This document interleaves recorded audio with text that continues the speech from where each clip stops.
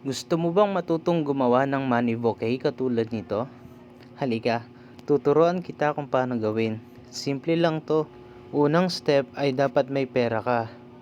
Hindi ka na makakagawa no, wala ka kasing pera. Kaya manood ka na lang dyan at magsana all ka na lang dyan sa tabi. Kung magkano nga yung halaga ng gusto mong ilagay ay pwedeng pwede.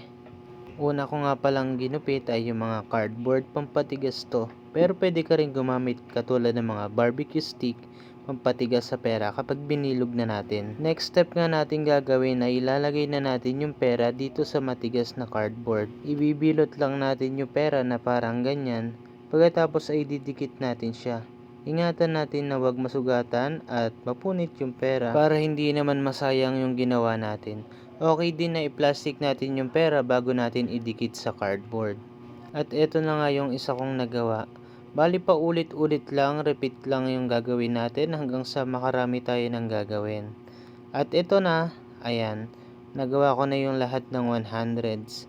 So after that, ginawa ko naman yung mga 500 pesos.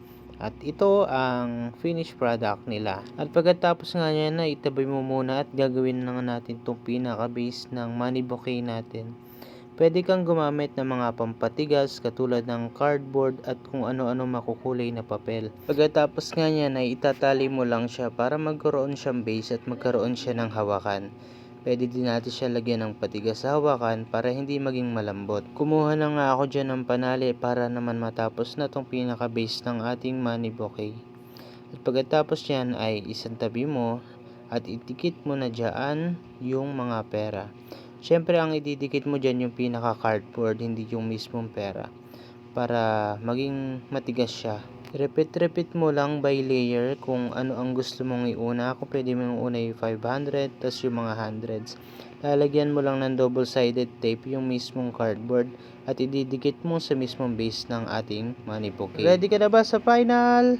At ayan na nga yung pinaka-finished product. Nag-add nga din ako dyan ng 50 pesos para mas dumami pa. Para perfect ay maglagay tayo ng stop toys at sana ay magustuhan nga ito ni client. Ito nga pala yung nagpagawa sa akin si client. Kitang-kita naman sa mukha niya na masaya siya. Actually, hindi niya ako binayaran sa paggawa kaya kinupita ko na lang sandalan. Yun lang. Bye!